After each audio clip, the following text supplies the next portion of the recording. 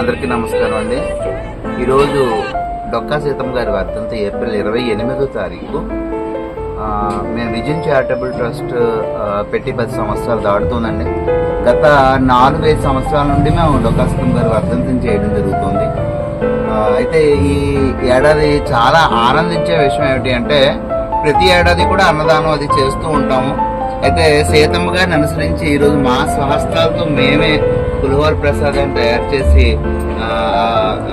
250 మందికి వితరణ చేయడం అనేది జరిగింది.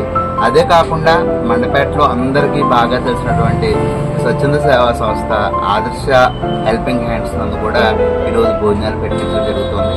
అలాగే బస్ స్టాండ్ వెనకాల వీధిలో ఉన్నటువంటి డొక్కా సీతమ్మ నిరతాన్న దాన శిబిరంలో కూడా మేము భోజనాలు పెట్టడం జరిగింది. ఇవి రెండే కాకుండా మయూరి వృద్ధాశ్రమంలో కూడా డొక్కా సీతమ్మ గారి పేరు మీద ఈరోజు భోజనాలు పెట్టడం జరిగిందండి. ఈ 3తో పాటుగా పాతాంధ్ర బ్యాంక్ దగ్గర అగ్రహారం వీధి సందు చివర ఒక చలివేంద్రాన్ని ఏర్పరిచి అక్కడ ఉదయం 11 గంటల నుండి అందరికి కూడా మజ్జిగ కూడా ఇవ్వడం జరుగుతుంది.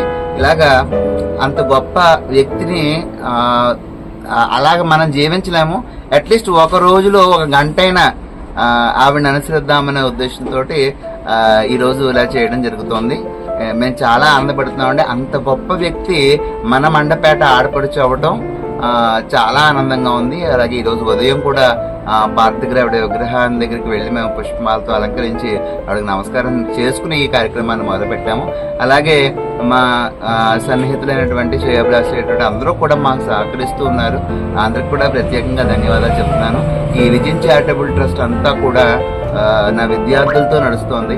దీని వెన్నెముక విద్యార్థులు, దీని భవిష్యత్తు విద్యార్థులు మొత్తం అంతా కూడా వారే ఉండి చేస్తున్నారండి. సో వాళ్ళ భవిష్యత్ అంతా కూడా ఎంతో బాగుండాలి, మరి ఇంకా గొప్ప గొప్ప స్థానాల్లోకి మా పిల్లలందరూ ఎదగాలని చెప్పేసి మనస్ఫూర్తిగా కోరుకుంటున్నాను. అందుకే నమస్కారం.